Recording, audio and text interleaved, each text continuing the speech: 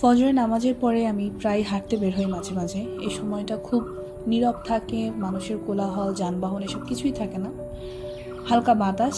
এজন্য কথাবার্তা নিজের সাথে নিজে বলতেই ভালো লাগে। একটা বিষয় নিয়ে বেশ কিছুদিন ধরে চিন্তা করছিলাম।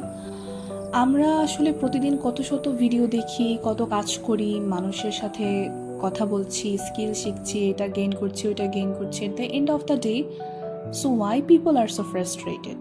আপনি, আমি বা অন্যেরা কেন ফ্রাস্ট্রেটেড? এত মোটিভেশনাল ভিডিও, এত স্কিলস বেসড ভিডিও, এত রিসোর্সেস, আফটার দেন দ্যাট তারপরেও কিন্তু মানুষ ফ্রাস্ট্রেটেড হচ্ছে। কোনো একটা সলিউশন তাদের জানা নেই। আমি বেশ রিসেন্ট 6 to 8 মান্থস ধরে এটা প্র্যাকটিস করছি যে আমরা এত ব্যস্ত সময় পার করি, নিজের জন্য নিজের কোনো স্পেসিফিক টাইম নেই। মানুষ ভাবতে পারে আমি তো আমার জন্যই শিখছি, এটাই তো আমার টাইম, আমি তো আমার ফ্রি টাইম স্কিল গেইন করছি, এটা করছি, ওইটা করছি, so that's my time. But actually it's not. Sometimes you have to give you just one few minutes only for you, just for your self-realization.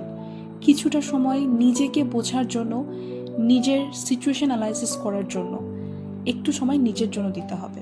যেই সময়টাতে শুধু আপনি আপনাকে নিয়েই চিন্তা করবেন, আপনার প্রেজেন্ট সিচুয়েশন নিয়ে চিন্তা করবেন, তাহলে দেখবেন অনেক ফ্লব্যাক্সের আপনি সলিউশন পাচ্ছেন, চিন্তা করতে পারছেন, নতুন আইডিয়া অ্যান্ড অ্যাঙ্গেল এক্সপ্লোর করতে পারবেন নিজেকে নিয়ে।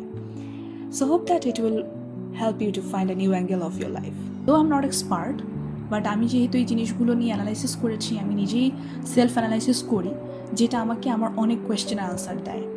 আমার প্রেজেন্ট সিচুয়েশন, হোয়াটস মাই গোল, এগুলোকে ডিরেকশন দেয় একটা। So that's why I am sharing this things. So hope that I will also share some more insights in my another videos. Till then, thank you so much for listening.